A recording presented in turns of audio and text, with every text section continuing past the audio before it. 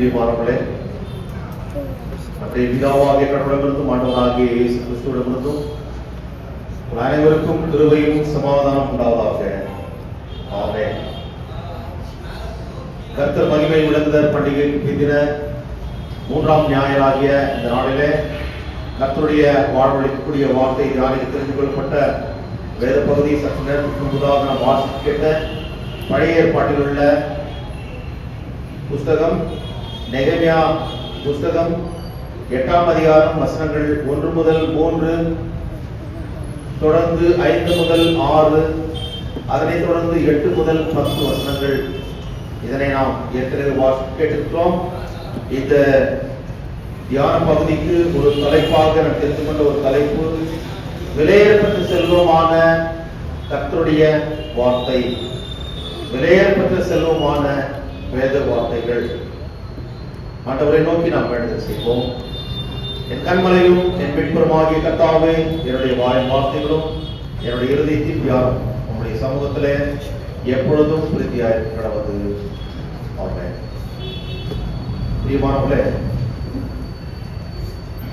இந்த நாளிலே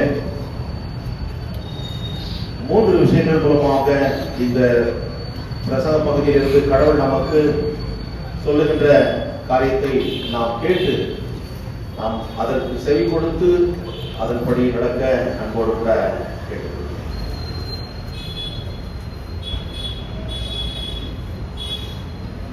பரிசுத்த ஆவியாகிய கடவுள் இந்த உலக வாழ்க்கையிலே வாழ்கின்ற நமக்கு அவருடைய வாழ்வழிக்கூடிய வார்த்தை மூலமாக நம்மிலே ஒரு மாற்றத்தை உண்டு பண்ணி ஒரு எழுப்புதல் நம்மிலே உண்டாகத்தக்கதாக அவர் கிரியை செய்கிறார். The Spirit of God working through the Word of God and brings revival in our life. இது யாராலுமே மறுக்க முடியாத ஒன்று. கர்த்தருடைய வார்த்தை நம்மிலே அது நம்முடைய வாழ்க்கையிலே கலந்து அந்த பிரயாணத்தில் அது பயணிக்க வேண்டும். ஏனென்றால் வார்த்தையாகிய கடவுளே மாமிசமாகி நம்மத்திலே அவர் வாசம் செய்தார் என்று சொல்லி யோவான் சுவிசேஷம் 1ஆம் அதிகாரம் 14ஆம் வசனத்திலே நாம் பார்க்கிறோம். அந்த வார்த்தையானவர் மாமிசமாகி கிருபையும் சத்தியமும் நிறைந்தவராய் நம்மிலே வாசம் பண்ணினார். அவருடைய மகிமையை கண்டோம். அது பிதாவுக்கு ஒரே பிதாவுடைய மகிமைக்கு ஏற்ற மகிமையாகவே இருந்தது என்று சொல்லி சீஷர்கள் அதை குறித்து அந்த மகிமையை பார்த்தவர்கள் சாட்சி கொடுத்தார்கள். ஆகவே 3 விஷயங்களிலே முதலாவதாக பார்க்கிற போது, கர்த்தருடைய வல்லமையுள்ள வார்த்தையை கேட்கும் போது அது நம்மிலே எழுப்புதலை உண்டு பண்ணுகிறது. சோர்ந்து போகின்ற மனுஷனுக்கு, அதாவது தண்ணீர் இல்லாத ஒரு டீஹைட்ரேஷன் ஏற்பட்டிருக்கின்ற மனுஷனுக்கு ஆஸ்பத்திரி கொண்டு போகின்ற போது அவர்கள் என்ன பண்ணுகிறார்கள்? முதலாவதாக என்ன பண்ணுவார்கள்? தண்ணீர் இல்லாத பட்சத்துக்கு போன ஒரு ஃபுட் பாய்சன் ஆயிடுச்சுன்னு வச்சுக்கோங்க, இல்லை ஒரு அதாவது லூஸ் மோஷன் ஆயிடுச்சுன்னு வச்சுக்கோங்க, தண்ணி இல்லை, அப்படியே தட அப்படியே கை காலெல்லாம் வருது. ஆஸ்பத்திரி கொண்டு போன ஃபர்ஸ்ட் என்ன செய்வாங்க? எஸ், ஐவி கொடுத்து அவளுக்கு குளுக்கோஸ் கொடுப்பார்கள். ஃபர்ஸ்ட் அது இம்மீடியட்டா அது பிளட்டோட கலந்து சேர்ந்து அவளை புத்துணர்ச்சி பெற செய்யும். அது போலதான் இந்த உலக வாழ்க்கையில வாழ்ந்து கொண்டிருக்கின்ற நீயும் நானும் விசுவாசத்துல நாம் குறைகிற போது, மங்கி போகின்ற போது அதை அணைத்து விடாமல் அதிலே மறுபடியும் எண்ணெய் ஊற்றி ஏற்றுகின்ற விசுவாசத்துல வளர செய்கின்ற காரியம்தான் கர்த்தருடைய வார்த்தை நமக்கு செய்கிறது. கர்த்தருடைய வார்த்தை இல்லாமல் இந்த உலகத்துல செம்மையான வழியில போகவே முடியாது. ஏனென்றால் கர்த்தருடைய வசனம் சொல்லுகிறது, மனுஷன் உலகம் முழுவதையும் ஆதாயப்படுத்திக் கொண்டாலும் தன்னுடைய ஆத்துமாவை நஷ்டப்படுத்தினால் லாபம் என்ன? உலகத்தை ஆதாயப்படுத்திக் கொள்ள பல வழிகள் இருக்கிறது, பல முறைகள் அது மக்கள் எடுத்து கையாளுகிறார்கள். ஆனால் செம்மையான, அதாவது ஒரு இடத்திற்கு நாம் செல்ல வேண்டும், பரலோகத்தை நோக்கி செல்ல வேண்டும் என்றால் வேதம் தான் நமக்கு வழிகாட்டுகிறது. அதைத்தான் இப்பொழுது சத்திய வேதத்தை தினம் தியாகி அந்த பாடத்திலே நாம் பார்த்தோம். எல்லாருக்கும் அது உரியது. வேந்தர், அமைச்சர், முதலமைச்சர் எல்லாருக்கும் சரி, பெரிய பெரிய அதிகாரிகளாக இருந்தாலும் சரி, பெரிய பெரிய ஞானிகளாக இருந்தாலும், பெரிய பெரிய ஆட்சியாளர்களாக, ராஜாக்களாக இருந்தாலும் சரி, எல்லாருக்கும் விதித்த பிரமாணம் இதுதான். இது பின்பற்றி தான் ஆக வேண்டும். No one can escape from this precepts or the instructions or the law of God. ஆகவே நியாயப்பிரமாணம், கர்த்தருடைய வார்த்தை நம்மை எப்பொழுதுமே அது நம்முடைய வாழ்க்கையில் எழுப்புதலை உண்டு பண்ணுகிறதா இருக்கிறது. பிரியமானவர்களே, இங்கே நான் பார்க்கின்ற போது கர்த்தருடைய நியாயப்பிரமாணம் புத்தகமான உபாகமம் புத்தகத்தில் பார்க்கின்ற போது 31 31 அதிகாரம் 9 முதல் 13 வரை இருக்கின்ற அந்த பகுதியின் ஒரு அதாவது அடிப்படையில தான் இப்பொழுது இந்த பிரசங்க பகுதி ஆரம்பிக்கிறது. அதாவது மோசே மூலமாக கடவுள் தன்னுடைய நியாயப்பிரமாணத்தை அவர் கொடுக்கிறார். அதை அவன் உடைத்துக் கொள்கிறான். உடைத்து போட்ட பிறகு மறுபடியும் அதை தன்னுடைய கையினாலே அவன் எழுதி அதை கொண்டு வந்து உடன்படிக்கை பட்டியலே வைக்கும்படியாக அந்த சொல்லுகிறான். உடன்படிக்கை பட்டியலே வைக்கப்பட்ட அந்த அதாவது நியாயப்பிரமாணம், அதாவது அதை எடுத்து படிக்க வேண்டும். அதைத்தான் இங்க இந்த நெகமியா புத்தகத்துல நாம் பார்க்கின்ற போது இந்த நாளின் செய்தியில அவர்கள் அந்த வார்த்தையை கேட்க அங்கே கூடி வருகிறார்கள்.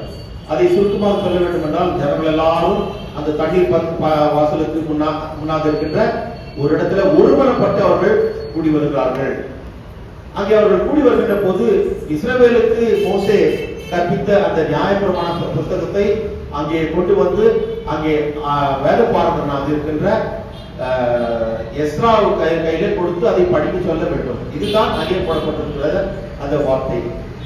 அது அந்தபடியே எஸ்ரா என்ன செய்கிறார் என்றால், 2ஆம் வசனத்தில் அப்படி 7ஆம் மாதம் முதல் தேதியிலே ஆசாரியன் ஆகிய எஸ்ரா நியாயப்பிரமாணத்தை புருஷரும் ஸ்திரீகளும் கேட்டு அறியத்தக்க அனைவரும் ஆகிய சபைக்கு முன்பாக கொண்டு வந்து தண்ணீர் வாசலுக்கு முன்னான வீதிக்கு எதிரே இருந்து காலமே தொடங்கி மத்தியானம் மட்டும் புருஷருக்கும் ஸ்திரீகளுக்கு முன்பாக கேட்டு அறியத்தக்க மற்றவர்களுக்கு முன்பாக அதை வாசித்தான். சகல ஜனங்களும் நியாயப்பிரமாண புத்தகத்துக்கு கவனமாய் செவி கொடுத்தார்கள். பிரியமானவர்களே, உபாகமம் 31:9 13 வரைக்குமாய் நீங்கள் பார்க்கின்ற போது அங்கே இதனுடைய அந்த பேக்ரவுண்ட், அவன் அந்த உடன்படிக்கை பட்டியலே அந்த நியாயப்பிரமாணத்தை வைக்க சொன்னதும் அதன் பிறகு இதை எடுத்து நீங்கள் இப்படி பயன்படுத்த வேண்டும் என்று சொல்லப்பட்டதும் அங்கே போடப்பட்டிருக்கிறது. அதை அந்த உடன்படிக்கை பட்டியை லேவியின் புத்திரர் மாத்திரமே சுமக்க வேண்டும். அவர்கள் தான் சுமக்க வேண்டும். அந்த லேவி கோத்திரத்தை சேர்ந்தவர்கள் தான் ஆசாரிய படிப்பவர்கள், அந்த வேதபாரகர் படிப்பவர்கள். அவர்கள் தான் அதை படிக்க வேண்டும், வியாக்கியானம் சொல்ல வேண்டும். இங்கே அந்த ஒரு பாரம்பரியத்தில் வந்தவன் தான் எஸ்ரா. பிரியமானவர்களே, எஸ்ராவை பற்றி இங்கே நாம் பார்க்கின்ற போது 3 இடங்களிலே அவனை பற்றி சொல்லப்பட்டிருக்கிறது. This narrative was originally a part of the book of Ezra.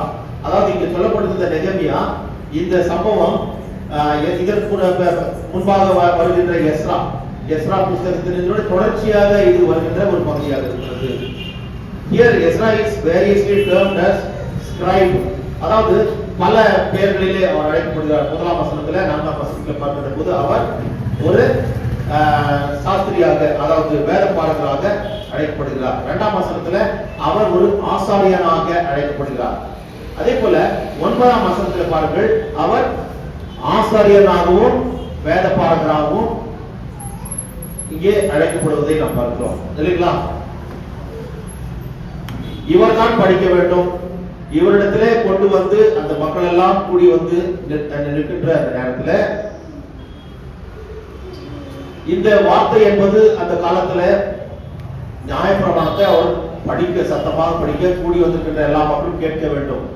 யார் கேட்க வேண்டும்? ஆண்கள் கேட்க வேண்டும், பெண்கள் கேட்க வேண்டும். கேட்க திராணி இருக்கின்ற எல்லாரும் அப்படின்னு புரிச்சுங்களா? காது உள்ளவன் கேட்கின்றவர். வருகிறவர்கள் எல்லாம் நல்ல காது கேட்கின்ற திறமை படைத்தவர்களாக இருந்தாலும் கூட சிலர் கேட்க மாட்டார்கள். காதுள்ளவன் கேட்கிறவன் என்று சொல்லி கடவுள் அதற்காக தான் அடிக்கடி அதை சொல்லுவார். கேட்க மனமில்லாமல் நம்முடைய எண்ணத்தை வேறு விடுகின்ற போது நாம் இங்கே தான் அமர்ந்திருப்போம். சொல்லப்படுகின்ற காரியம் தான் சத்தம் வரும், ஆனால் என்ன என்பது புரிந்து கொள்ள முடியாத படிக்க அது போய்விடும். ஆகவேதான் அந்த வார்த்தை மிக தெளிவாக இங்கே போடப்பட்டிருக்கிறது. புருஷரும் ஸ்திரீகளும் கேட்டு அறியத்தக்க அனைவரும் ஆகிய சபை முன்பாக கொண்டு வந்து அதை மறுபடியும் 3ஆம் வசனத்தில் பாருங்கள். தண்ணீர் வாசலுக்கு முன்னால வீதிக்கு எதிரே காலமே தொடங்கி மதியானம் மட்டும் புருஷருக்கும் ஸ்திரீகளுக்கும் கேட்டு அறியத்தக்க மற்றவர்களுக்கும் முன்பாக அதை வாசித்தான்.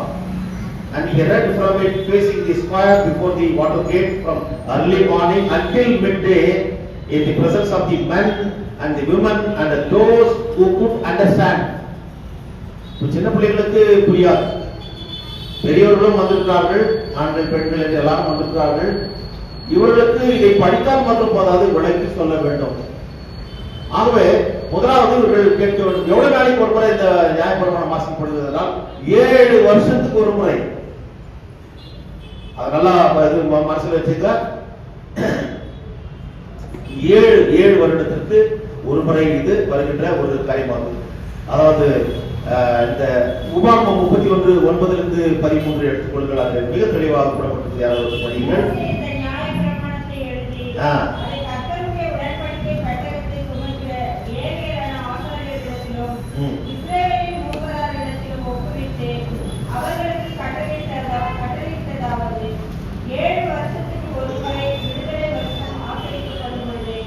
ஏழு வருஷத்துக்கு ஒரு முறை விடுதலை வருஷம் ஆசரிக்கப்படும் போது கூடார பண்டிகை, அந்த அதாவது டாபர்னக்கிள்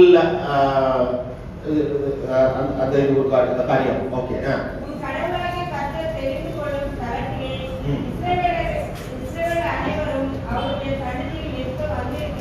அவருடைய சன்னதியில் இஸ்ரவேல் எல்லாரும் அவருடைய சன்னதியில் சேர்ந்து வந்திருக்கிற போது இந்த நியாயப்பிரமாணத்தை இஸ்ரவேலர் எல்லாரும் கேட்க அவர்களுக்கு முன்பாக வாசிக்க கடவாய். சோ அங்க சொல்லப்பட்ட காரியத்தை தான் இங்கே அவர்கள் செய்கிறார்கள். அடுத்து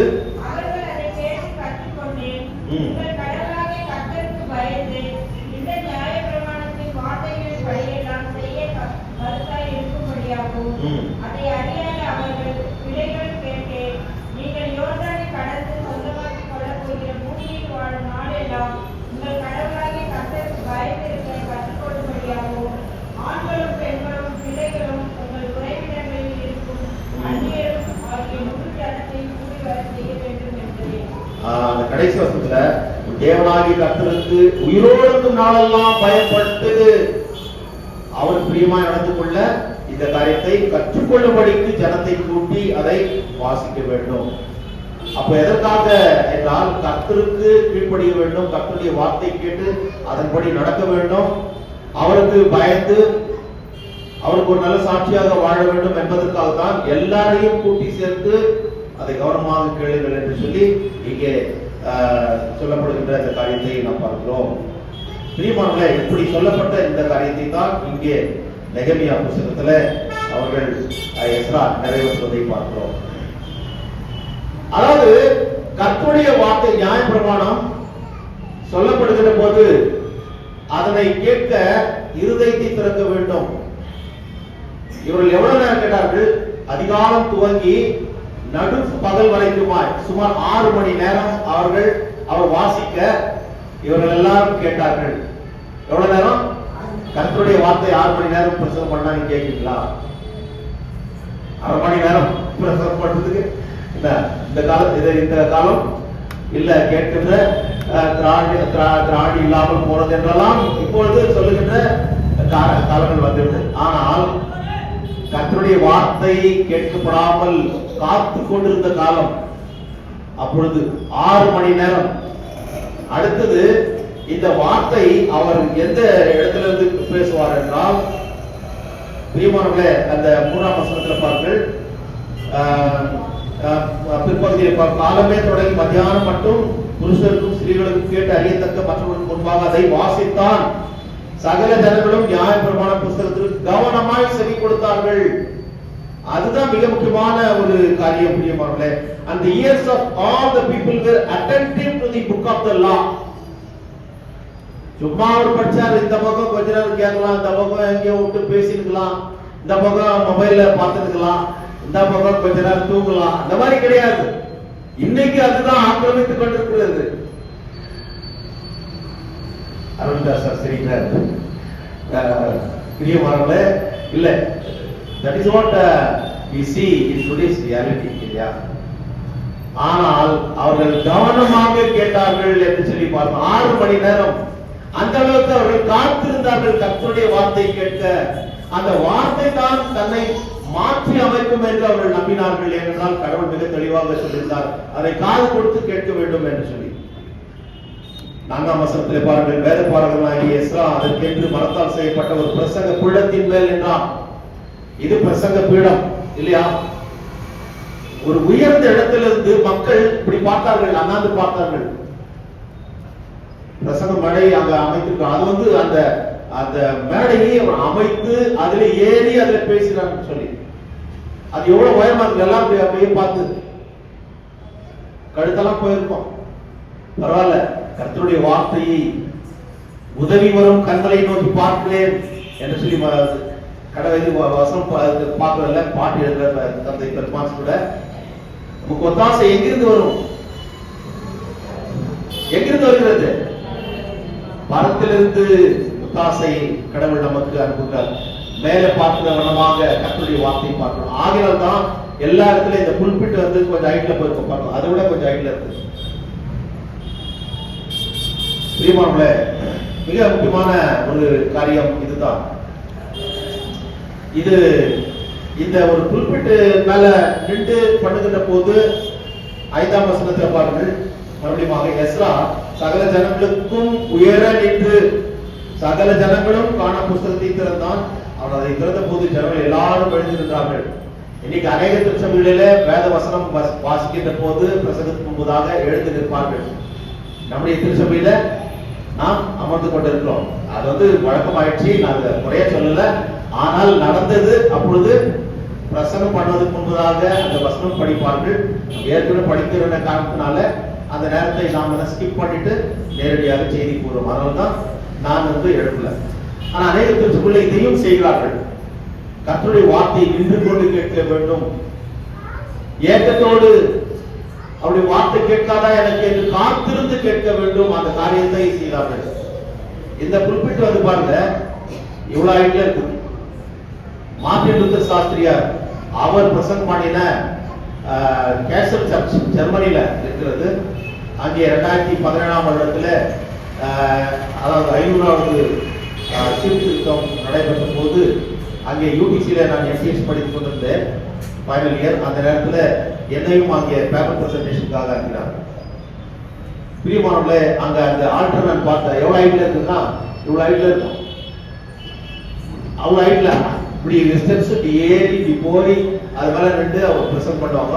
ஜனங்கள் இப்படிதான் பார்க்கணும். பெரிய சர்ச். அவருடைய கல்லறை அந்த பிரசங்க அதாவது புல்பிட்டுக்கு பக்கத்திலேயே அங்கே அடக்கம் பண்ணப்பட்டிருக்கிறது. பிரியமானவர்களே, கர்த்தருடைய வார்த்தையை ஆவலாய் கேட்க வேண்டும் என்பதற்காக தான் அவ்வளவு உயரத்துல அமைக்கப்பட்டது. உலக பிரகாரமாக நம்ம பார்க்கிறது ஜெர்மனிலேயே அவ்வளவு ஹைட்ல அந்த புல்பிட் வச்சிருக்காங்கன்னா, எஸ்ரா படிக்கும் போது அது எவ்வளவு உயரத்துல ரெண்டு படிச்சிருப்பார். ஜனங்கள் எல்லாம் 6 மணி நேரம் நீங்க பார்த்துருப்பாங்க இல்லையா? கேட்கவே புல்லரிக்கிறது. கர்த்தருடைய வார்த்தை கேட்க ஆவலாய் வர வேண்டும். ஒவ்வொரு நாளும் காத்திருக்க வேண்டும். ஒவ்வொரு வாரம் ஞாயிற்றுக்கிழமை வருவதாக காத்திருக்க வேண்டும். அது மாத்திரமல்ல, ஒவ்வொரு நாளும் உங்களுக்கே அந்த ஆர்வம் வந்து நீங்கள் கர்த்தருடைய வார்த்தையை எடுத்து படித்து தியானிக்க வேண்டும். பரிசுத்த ஆவியாகிய கடவுளை நீங்கள் துணை கேட்க வேண்டும். ஆண்டவரே எனக்கு போதியும், பரிசுத்த ஆவியாகிய தெய்வமே எனக்கு கற்றுக்கொடும் என்று சொல்ல வேண்டும். வேறு யார் சொன்னாலும் உங்களுக்கு அது சரியாக புரிந்து கொள்ள முடியாது. பரிசுத்த ஆவியாகிய கடவுள் சொல்லுகிற போது கண்டிப்பாக பெரிய காரியத்தை சாதிக்க முடியும். நீங்கள் கற்றுக்கொள்ள முடியும், நானும் கற்றுக்கொள்ள முடியும். அதுதான் உண்மை. ஏனென்றால் திருமறை என்பது மறைப்பொருள் அடங்கியது. We cannot bring out the hidden treasures just like that from our knowledge. கர்த்தருடைய கிருபையினாலே அதை நமக்கு கற்றுக் கொடுக்கும். ஆகவே கர்த்தருடைய பாதத்திலே அமர்கின்ற ஒரு பாக்கியத்தை நாம் பெற்றுக்கொள்ள வேண்டும். காலை நேரத்தில் எழுந்து கர்த்தருடைய வசனத்தை படித்து தியானம் பண்ணுகின்ற முதலாம் சங்கீதத்தில் அவன் தான் பாக்கியவான், பாக்கியவதி. அவருடைய வேதத்துல இல்லையா, அல்லுப்புறா பகலுப்புறா அதற்கு தன்னை ஒப்புக் கொடுத்து வாழ்கிறவர்கள் பாக்கியவான்கள். அவர்கள் தான் செழிப்பாக இந்த உலகத்துல விசுவாசத்தோடு அவர் பிரியமாய் வாழ முடியும்.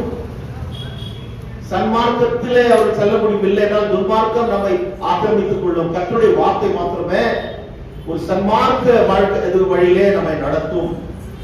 அதில் எந்த விதமான சந்தேகமும் கிடையாது. பிரியமானவர்களே,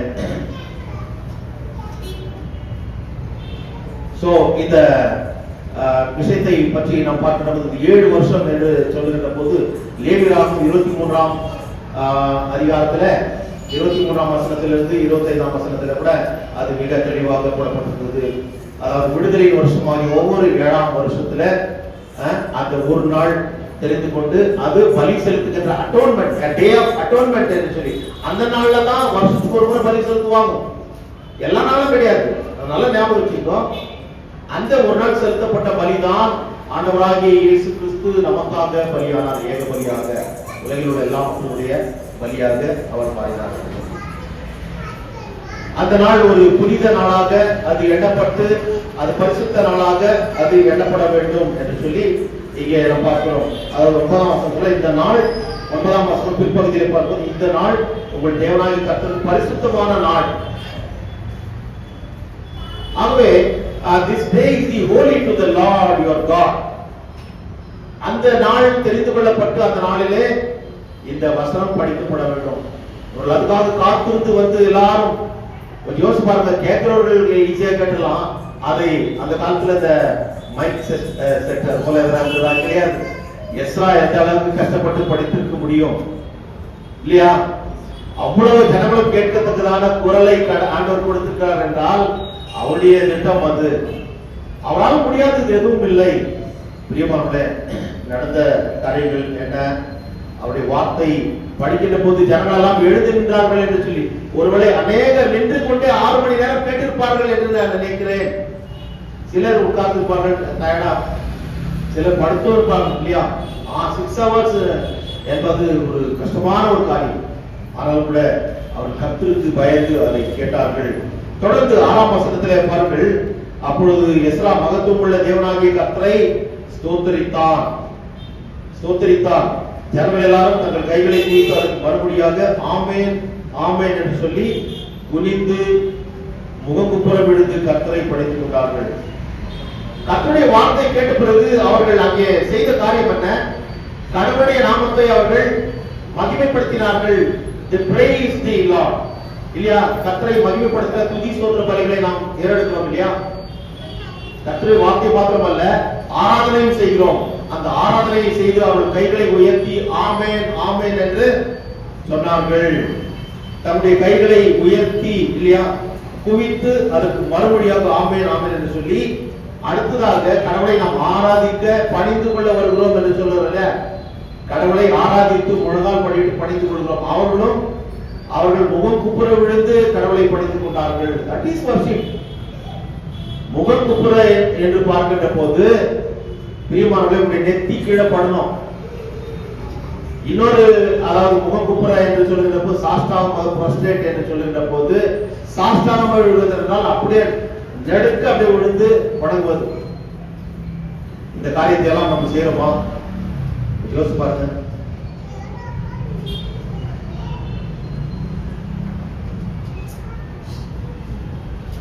அந்த வார்த்தையாவது கேட்டு நம்ம கீழ்ப்படுகிறோமா? இங்கே அவர்கள் அதை கேட்டு அதற்கு கீழ்ப்படித்தார்கள் என்று சொல்லி நாம் பார்க்கிறோம். 6 மணி நேரம் படித்தது இவர்களுக்கு எப்படி புரிஞ்சிருக்கோம்? ஆனால் அதை விளக்கி சொல்ல கடவுள் எவ்வளவு பேரை தெரிந்து கொண்டார் என்று பார்த்தால் அதாவது 13 அதாவது எஸ்ராவோடு கூட மீதி லேவியர்கள் 13 பேர் கொடுத்திருப்பாங்க. 7வது வசனம் யெசுவா, பானி, செரபியா, யாமின், அக்கூப், இந்த மாதிரி 13 பேர். அவங்க எல்லாம் என்ன பண்ணாங்க? எஸ்ராவோடு சேர்ந்து நெகேமியாவோடு சேர்ந்து இவர்களும் சேர்ந்து கொண்டு எல்லாருக்கும் போய் இன்டர்பிரேஷன் பண்றாங்க. அது அவங்களுடைய வேலை. அதுதான் இன்றைக்கு நான் இந்த விஷயத்த இப்படியே சொன்னா உங்களுக்கு புரியுமா? இப்படி பிரித்து இதனுடைய ஆழமான சத்தியங்களை இன்டர்பிரேட் பண்ணி வியாக்கியானம் பண்ணி சொல்லுகின்ற போதுதான் இது உங்களுக்கு புரியும் இல்லையா? சோ இப்படி அவர்கள் சொன்னார்கள் என்றால் எவ்வளவு டைம் ஸ்பெண்ட் பண்ணி இருக்க முடியும்? கொஞ்சம் யோசிப்பாங்க. அப்படி அவர்கள் சொன்னார்கள் என்று சொல்லி இங்கே நாம் பார்க்கிறோம். தேவனும் நியாயப்பிரமாணத்தை ஜனங்களுக்கு விளங்க பண்ணினார்கள். ஜனங்கள் தங்கள் நிலையிலே நின்றார்கள். அவங்க அப்படியே இருக்கிறாங்க. அவர்கள் சொன்ன போது அதை கேட்டு, அதாவது அவர்களுக்கு, அதாவது கடவுள் கிரியை செய்கிறார். கர்த்தருடைய வார்த்தை உள்ளே போறபோது கிரியை நடக்கிறது. அவர்கள் தேவனுடைய நியாயப்பிரமாண புத்தகத்தை தீர்க்கமாய் வாசித்து அர்த்தம் சொல்லி வாசித்ததை அவர்கள் விளங்க பண்ணினார்கள். இப்படி சொன்ன பிறகு பிரியமானவர்களே, அந்த காரியம் நடந்தது எப்பேற்பட்ட ஒரு காரியம் என்று பார்க்கின்ற போது ஜனங்கள் எல்லாரும் அழுதார்கள். கர்த்தருடைய வசனம் அதாவது அவர்களுடைய நிலைமை என்ன என்பதை காட்டுகிறது. அதாவது வேத புத்தகமே விலை பெற்ற செல்வம் நீயே என்று சொல்லி அடுத்த பாடலை பாடுவோம். அதுல என்னை எனக்கு காட்டி என் நிலைமையை மாற்றி உன்னுலகத்தை காட்டி போகும் வழி சொல்வாயே. நான் யார் எப்பேற்பட்டவன் என்பதை தோல் விரித்து காட்டுவதுதான் வேத வசனம். நான் சரியான பாதையில நடக்கிறேனா இல்லையா என்பதை பட்டவர்த்தனமாக படம் பிடித்து காட்டுவதுதான் கர்த்தருடைய வசனம். அதற்கு செவி கொடுத்து அதற்கு கீழ்ப்படிய வேண்டும். அதை செய்தார்கள். அப்படி கீழ்ப்படிகின்ற போது நம்மை அறியாமலே ஒரு பயம் ஏற்படும். அதான் கர்த்தருடைய பயம். கண்ணிலே தண்ணீர் வரும், கண்ணிலே நீர் வரும். அது நடந்தது. 9ஆம் வசனம் பாருங்க. ஜனங்கள் எல்லாரும் நியாயப்பிரமாணத்தின் வார்த்தைகளை கேட்ட போது அழுதபடியால் கிறிஸ்தாதா எனப்பட்ட நெகேமியாவும் வேதபாரகனாகிய எஸ்ரா என்னும் ஆசாரியரும் ஜனங்களுக்கு விளக்கி காட்டின லேவியரும் சகல ஜனங்களை நோக்கி, இந்த நாள் தேவனாகிய கர்த்தருக்கு பரிசுத்தமான நாள், நீங்கள் துக்கப்படவும் அழவும் வேண்டாம் என்றார்கள். ஆலயத்துக்கு நாம் வருகின்ற போது ஞாயிற்றுக்கிழமையில ஒருவேளை திங்கட்கிழமையிலிருந்து சனிக்கிழமை வரைக்கும் அழுது வேதனையோடு வருவோம். ஆனால் இங்க வருகின்ற போது இது பரிசுத்தமான நாள், சந்தோஷமா இருக்கு கர்த்தருடைய சன்னிதானத்திலே என்று சொல்லி பவுல் அப்போஸ்தலர் சொல்லணும். நம்ம பிலிப்பியர் 4:4 பார்க்கின்ற போது rejoice in the Lord இல்லையா, கர்த்தருக்குள் சந்தோஷமா இருங்கள் என்று மறுபடியும் சொல்லுகிறேன் என்று சொல்லி. ஆகவே நீங்கள் சந்தோஷமா இருக்கிறதுக்காக, நீங்கள் உங்களுடைய வாழ்க்கையிலே கடவுளுடைய வார்த்தையை நீங்கள் ஏற்றுக்கொண்டு அதை புதுப்பித்துக் கொள்வதற்காக இங்கே உங்களுக்கு பலம் அளிக்கப்படுகிறது கர்த்தருடைய வார்த்தை மூலமாக. You will receive strength when you worship God. You receive strength, eternal strength இல்லையா? அந்த நித்திய ஒரு பலத்தை நீங்கள் பெற்றுக் கொள்கிறீர்கள். நித்திய கடவுள் நம்மை பலப்படுத்துகிறார். வருகிற போது கொஞ்சம் யோசிச்சு பாருங்க. நிறைய பேர் பாஸ்டிங்கா வருவோம். ஆனா போகும்போது அந்த பாஸ்டிங், அதாவது நம்ம அந்த பசின்றதே தெரியாது. கர்த்தருடைய வார்த்தை நம்மை பலப்படுத்துகிறது. நம்மை அறியாமல் நம்மை அவருடைய பாதத்தில் ஒப்பு கொடுக்க செய்கிறது. அவருடைய வார்த்தை கிரியை செய்கின்ற போது நாம் அழுகிறோம். அப்பொழுது நெகேமியாவும் எஸ்ராவும் சொல்றார்கள், அழ வேண்டாம், பரிசுத்தமானவர்கள், சந்தோஷமாக இருங்கள். அடுத்து 10ஆம் வசனத்துல அவர் சொல்லுகின்ற ஒரு காரியம் பாருங்கள் பிரியமானவர்களே. கர்த்தருக்கு பின்னும் அவன் அவனை நோக்கி, நீங்கள் போய் கொழுமையானதை புசித்து மதுரமானதை குடித்து இந்த காரியத்தை செய்யும். இந்த 2 காரியத்தை பார்க்கலாம். கடைசியாக இன்னொரு முக்கியமான காரியத்தை இருக்கிறது. நீங்கள் இங்கே வந்து பணிந்து கொண்டு சந்தோஷத்தோடு போங்கள், அடுத்ததாக நீங்கள் சாப்பிடுங்கள் என்று சொல்லி இல்லையா? நன்றாக கொழுத்த பதார்த்தத்தை நீங்கள் சாப்பிடுங்கள், மதுரமானதை குடிங்கள். மதுரமானதை குடிக்கலாம், ரெட் வைன் என்று சொல்லி அவருடைய உணவு அது. அதுக்காக நீங்க போய் குடிக்கணும்னு சொல்லி இல்ல, புரிச்சுல? ரெட் வைன் என்பது, அந்த சிவப்பு வைன் என்பது part of the regular meal. நம்ம இங்க எது சாப்பிடுறோம், ரைஸ், அரிசி.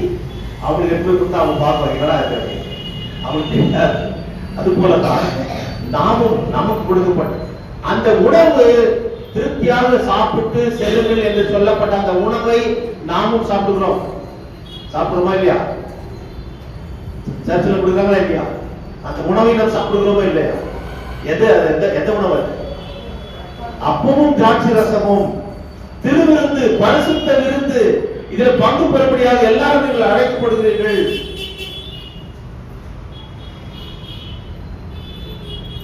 அதுல அந்த திருவிருந்து எடுத்த பிறகு அந்த சந்தோஷத்தை நாம் எப்படி வெளிப்படுத்துகிறோம் என்றால், சிமியோன் இயேசு ரட்சகரை தன்னுடைய கரத்துல ஏந்தி அதனை காணும் முன்னே நீ மரிக்க மாட்டாய் என்று பரிசுத்த ஆவியை கடவுள் சொன்னது போல அவன் அதை பார்த்து மிகுந்த சந்தோஷம் அடைந்து, இப்பொழுது நான் பார்த்தாயிற்று, இந்த ரட்சணத்தை கண்டாயிற்று, மிகுந்த சந்தோஷம். என்ன, அதாவது விளங்க முடியாத சந்தோஷம், தலைகள் புரியாத ஒரு சந்தோஷம் என்பது, அதை விவரிக்க முடியாத ஒரு சந்தோஷம். அந்த சந்தோஷத்தில் அவன் சொல்லுகின்ற காரியம் என்ன? ஆண்டவரே, உமது அடியானை இப்பொழுது சமாதானமாய் போக பண்ணுகிறீர் என்று சொல்லி. அப்படி நான் செத்து போனாலே பரவாயில்ல சாமி, எனக்கு போதும் அப்படின்னு போற ஒரு காரியம் பார்த்தோம். பிரியமானவர்களே, இவ்வளவு பெரிய இந்த பாக்கியத்தை பெற்றுக் கொள்ளுங்கள், நீங்கள் சாட்சியாக இருங்கள் என்று சொல்லி அன்றைக்கு எஸ்ரா நெகேமியாவுக்கு சொல்லப்பட்ட அந்த காரியம் தான் இன்றைக்கு நாமும் பின்பற்றுகிறோம். ஆனால் இந்த சாஸ்தாவமாக விழுந்து பணிந்து கொள்கின்ற காரியத்தை செய்கிறோமா? இன்றைக்கு அதாவது மற்ற மதத்தில் இருக்கின்ற இந்து மக்கள் செய்கிறார்கள், போய் தோப்புக்கரணம் போடுறாங்க முன்னாடி இல்லையா, அடுத்து சாஸ்தாவமாக விழுந்து அங்க பிரதர்ஷனம் சில காரியங்களெல்லாம் செய்கிறார்கள். இஸ்லாமியர்கள் என்ன பண்ணுகிறார்கள்? அவன் வெற்றி கீழே விழத்தக்கதாக முகம் குப்புற விழுத்து கடவுளை பணித்துக் கொள்கிறார்கள். நீயும் நான் செய்கிறோமா? அது ஒரு காலத்துல இருந்தது, பாயெல்லாம் போடுவாங்க, நாங்க முட்டி போட்டு கை காலெல்லாம் அந்த இது அந்த சப்பலாங்கெல்லாம் போட்டு உட்கார்ந்து வந்து அப்படியே அந்த அந்த நார் பாயுது, அப்படியே குத்தி குத்தி இதாயிடும். அந்த அளவுக்கு இருந்தது. முன்னாள் படித்து செவித்த காலமெல்லாம் மலையில் போயிட்டது. இன்னைக்கு நல்லா ஒரு உதாரணம். ஆனால் இது தேவையானது. இன்றைக்கு அநேக திருச்சி பிள்ளைகள் சேர் போடுறதாலே ஒரு பக்கம் பாயும் போடலாம். தங்களை ஒடுக்கி தங்களை தாழ்மைப்படுத்தி கடவுளுக்கு முன்பாக அர்ப்பணிக்கின்ற ஒரு காரியத்தை இதன் மூலமாக பார்க்கிறோம். இந்த ஸ்டைல் எல்லாம் எப்படி வந்தது என்றால், நமக்கு சுவிசேஷம் அறிவித்த வெஸ்டர்ன் கண்ட்ரி இல்லையா, ஐரோப்பியர்கள் மூலமாக இந்த ஒரு லைஃப் ஸ்டைல் என்பது வந்து. ஆனால் நம்முடைய இந்தியன் இண்டிஜினியஸ் ஸ்டைல் எப்படி என்று பார்க்கிற போது கீழே உட்கார்ந்து நம்ம இருக்கணும். இன்றைக்கு கடவுளை தொழுது கொள்கிறேன் என்று சொல்லி மற்ற மதத்தவர்கள் எப்படி போய் யாராவது அந்த சேர் போட்டுக்காங்களா, கீழே உட்கார்ந்து. அது போன்ற காரியங்கள் இனி வரும் காலங்களிலே வருவதற்கு கண்டிப்பாக வரும் என்று நான் விசுவாசிக்கிறேன். ஏனென்றால் இப்பேற்பட்ட காரியங்களை பார்க்கின்ற போதுதான் மற்றவர்கள் என்ன சொல்கிறார்கள், இவர்களெல்லாம் வெளிநாட்டில இருந்து இவர்களுக்கு பணம் வருது என்று சொல்றாங்க, வெளிநாட்டு கடவுள் என்று சொல்லி. கிடையாது. Is our God. ஆசியாவில் இஸ்ரேல் நாட்டிலே பிறந்தவர் is our your God, is my God. இந்தியாவில் இருக்கிற எல்லாரும் அதை அதாவது மிக தைரியத்தோடு சொல்லக்கூடிய இவர்கள் தான் என்ன சொல்கிறார்கள், அவர் வெளிநாட்டு கடவுள். கிடையவே கிடையாது. ஆசியாவில் தான் நம்முடைய இந்தியாவும் இருக்கிறது, அந்த ஆசியா கண்டனத்தில் தான் இஸ்ரேலும் இருக்கிறது. இவர்களிடத்தில் என்ன சொல்ல முடியும்? கண்டிருந்தும் காணாதவர்களாக, காதும் கேளாதவர்களாக வாழ்ந்து கொண்டிருக்கிறார்கள் என்றால் இவர்களுக்கு இந்த சுவிசேஷம் செல்ல வேண்டும். நீயும் நானும் கேட்டது அவர்களுக்கும் செல்ல வேண்டும். ஏனென்றால் திருச்சபையுடைய தலையாய கடமை சுவிசேஷம் அறிவிப்பது. இதை நாம் செய்ய வேண்டும். அப்பொழுதுதான் அறியப்படாதவர்கள் இதை அறிந்து கொண்டு இவ்வளவு பெரிய விஷயம் இருக்கிறதா என்று தெரிந்து கர்த்தரிடத்தில் அவர்கள் வருவார்கள். பிரியமானவர்களே, கடைசியாக பார்க்கின்ற போது 10ஆம் வசனத்தில் பாருங்கள், கொள்மையானதை புசித்து மதுரமானதை குடித்து ஒன்றுமில்லாதவர்களுக்கு பங்குகளை அனுப்புங்கள். ஒன்றுமில்லாதவர்களுக்கு பங்குகள் என்று பார்க்கின்ற போது ஜீவவார்த்தை பெற்று நாம் மற்றவர்களுக்கு இதை பெற அவர்களின் கஷ்டங்களிலே நாம் பங்கு பெற்று அநேக மக்கள் இந்த உலகத்துல எங்கு போவது என்று தெரியாமல் திக்கற்ற ஒரு சூழ்நிலை வாழ்ந்து கொண்டிருக்கிறார்கள். திக்கற்ற என்று சொல்லுகிற போது எங்க போவது என்று தெரியாது. திக்கு என்றால் திசை இல்லையா? இப்போ ஒரு நாட்டில் எங்க போய் விட்டுட்டு நீ வீட்டுக்கு போன்னு சொன்னா என்ன தெரியும்? எந்த பக்கம் நார்த், எந்த பக்கம் சவுத், எந்த பக்கம் ஈஸ்ட், எந்த பக்கம் வெஸ்ட் தெரியாது. நாம் மறுபடியும் வீடு வந்து சேருவோமா என்று சொல்ல முடியாது. அதான் திக்கற்ற ஒரு சூழ்நிலை. குடும்பங்களிலே தன்னுடைய பெற்றோர்களை இழக்கின்ற போது பிள்ளைகள் திக்கற்ற ஒரு சூழ்நிலை இருக்காங்க. இப்பேற்பட்ட சூழ்நிலை எல்லாம் ஏற்படுகின்ற போது கடவுள் அவர்கள் துணையா இருக்கார். திக்கற்ற பிள்ளைகளின் சகாயர் நான் என்று சொல்லி கடவுள் சொல்லுகிறார். சங்கீதத்துல நம்ம பார்க்கிறோம். அதே போல யோவான் சுவிசேஷம் 14ஆம் அதிகாரத்தில் நான் உங்களை திக்கற்றவர்களாக விடேன், உங்களிடத்தில் வருவேன் என்று கடவுள் சொல்கிறார். பிரியமானவர்களே, திக்கற்ற சூழ்நிலையிலே அநேக மக்கள் வாழ்ந்து கொண்டிருக்கிறார்கள். அவர்களுக்கு நீயும் நானும் தான் கடவுளை பிரதிநிதியாக போய் அவர்களை திடப்படுத்த வேண்டும். தைரியப்படுத்த வேண்டும், ஆறுதல் படுத்த வேண்டும், நம்பிக்கையற்றவர்களுக்கு நம்பிக்கை உண்டு பண்ண வேண்டும். அநேக பேர் செத்து போடுவாங்க, ஐயோ வாழ்க்கை முடிஞ்சது என்று சொல்லி. ஆனால் அவர்களுக்கு ஒரு நம்பிக்கை ஏற்படுத்தி கடவுள் இருக்கிறார், கடவுள் உங்களை நேசிக்கிறார், உங்களை கைவிட மாட்டார் என்று சொல்லி, அதுதான் ஒன்றுமில்லாத ஒரு பங்கு ஏற்படுறா ஒரு காசு வாங்கிட்டு மாத்திரம் இல்ல, அவருடைய கஷ்ட நஷ்டங்களில் பங்கு பெற வேண்டும். ஆண்டவராகிய இயேசு கிறிஸ்து மக்களோட மக்களாக அவருடைய கஷ்ட நஷ்டங்களில் பங்கெடுத்தார். அதை தான் இன்றைக்கு நம்ம வாசித்து கேட்ட சுவிசேஷ வாக்கியத்துல லூக்கா 4:16-30 வரைக்கும் பார்க்கிறோம். நாசரேத் மேனிஃபெஸ்டோ என்று சொல்லி, நாசரேத் மேனிஃபெஸ்டோ, நாசரேத் ஊரு அது யூதர்கள் இருக்கின்ற அதிகமாக இருக்கின்ற இடம் கிடையாது, புறஜாதியார் இருக்கின்ற இடம். அந்த இடத்திலே கடவுள் போய் வாழ்ந்து அவர்களை உயர்த்தினார், அவர்களுடைய எல்லா கஷ்ட நஷ்டங்களிலும் பங்கெடுத்தார். He was being and becoming with the distress of the people. He paid more attention in the marginalized and vulnerable groups of people and uplifted them from their precarious position. நீயும் நாமும் கூட ஒன்றுமில்லாதவர்களுக்கு உங்களுடைய பங்குகளை அனுப்புங்கள் என்றால் இதுதான். உங்களுடைய பக்கத்தில் இருக்க கஷ்டப்படுமா, எப்படி என்ன பண்றதுன்னு தெரியாம அவளுக்கு நீங்கள் வழிகாட்டுங்கள், அதுதான் உங்களுடைய பங்களிப்பு என்பது கேட்ட சங்கீதத்தில் பார்த்தோம். ஏனென்றால் அதாவது ஒரு நம்பிக்கையற்ற சூழ்நிலை வாழ்ந்து கொண்டிருக்கிறவர்களுக்கு இந்த வேத வசனம் தான் உயிரை கொடுக்க ஜீவனை கொடுக்கிறது. 17ஆம் வசனம் பாருங்க, சங்கீதம் 19:17 பார்க்கின்ற போது கர்த்தருடைய வேதம், 7ஆம் வசனம், கர்த்தருடைய வேதம் குறைவற்றதும் ஆத்துமாவை உயிர்ப்பிக்கிறதுமா இருக்கிறது, குறைவற்றதும் ஆத்துமாவை உயிர்ப்பிக்கிறதுமா இருக்கிறது. பிரியமானவர்களே, ஆகவே இந்த ஒரு வார்த்தையை கேட்ட பிறகும் நாம் சும்மா இருந்து விட முடியாது. அதே சங்கீதத்துல நாம் பார்க்கின்ற போது 7ஆம் வசனத்துல மாத்திரமல்ல 8ஆம் வசனத்திலே கர்த்தருடைய நியாயங்கள், இதுதான் நியாய பிரமாணத்தை வாசித்த அந்த காரியங்கள். கர்த்தருடைய நியாயங்கள் செம்மையும் இருதயத்தை சந்தோஷிப்பதுமா இருக்கிறது. ஏன் அவர்கள் சொன்னார்கள், எஸ்ராவும் நெகமியாவும் சந்தோஷமா இருந்தது, பரிசுத்தமான நாள், இதுல சந்தோஷமா அழக்கூடாது ஏன்னு சொன்னார்கள் என்றால் அதுதான் சங்கீதத்தில் நாம் பார்க்கிறோம். The precepts of the Lord are right, rejoice in the heart, the commandment of the Lord is pure, enlightening the eyes. கர்த்தருடைய கற்பனை தூய்மையும் கண்களை தெளிவிக்கிறதுமா இருக்கிறது. ஏதோ குழப்பத்துல வருவோம், ஏதோ பிரச்சனை இல்ல, ஆனா ஒரு தீர்வை ஆண்டவர் கர்த்தருடைய வார்த்தை நமக்கு கொடுத்து இங்கிருந்து அனுப்புகின்ற போது நாம் கனத்த எண்ணத்தோட அல்ல, லேசாக சமாதானமாக நிம்மதியாக செல்கின்ற ஒரு நிலையை கர்த்தருடைய வார்த்தை ஏற்படுத்துகிறது. ஆகவே பிரியமானவர்களே, இந்த வார்த்தையை நாம் பற்றி பிடித்துக் கொள்வோம். இந்த வார்த்தை பற்றி பிடித்துக் கொள்வோம் என்றால் கர்த்தருடைய பாதத்தை பிடித்துக் கொள்ள வேண்டும் என்பதுதான். அவரை பற்றி பிடித்துக் கொள்கின்ற போது அவர் நம்மை கைவிடவே மாட்டார். உலகத்தில் எல்லாம் கைவிட்டு விடுவார்கள், நம்முடைய பெற்றோர்கள் நம்மை கைவிட்டு விடுவார்கள், உடன்பிறப்புகள் நம்மை கைவிட்டு விடுவார்கள். அவருடைய அன்பு ஓரளவு தான் இருக்கும், ஆனால் கர்த்தருடைய அன்பு அது மாறாதது, நிபந்தனையற்ற அன்பினாலே நம்மை அவர் இந்த உலகத்திலே படைத்தார், நம்முடைய பாவத்திலிருந்து மீட்டெடுத்தார், நம்மை வாழ வைத்துக் கொண்டிருக்கிறார், நித்திய வாழ்விலே சேர்க்க அவர் ஆயத்தமா இருக்கிறார். ஆகவே அவரிடத்துல நாம் எந்த விதமான நிபந்தனையும் இல்லாமல் உடனடியாக நாம் சரணடைந்து, சுவாமி உங்களுடைய சித்தம் எதுவோ அது என்னுடைய வாழ்க்கையில நடக்கட்டும் என்று சொல்லி அவர் கேட்க சாட்சியாக வாழ கடவுள் அனுகிரகம் செய்வாராக. ஆமென். எல்லாருக்கும் தெய்வீக சமாதானம் உங்களுடைய இருதயங்களில் சிந்தனைக்கு கிறிஸ்து இயேசுவுக்குள்ளாக நம்மை பலப்படுத்தி காப்பாராக. ஆமென்.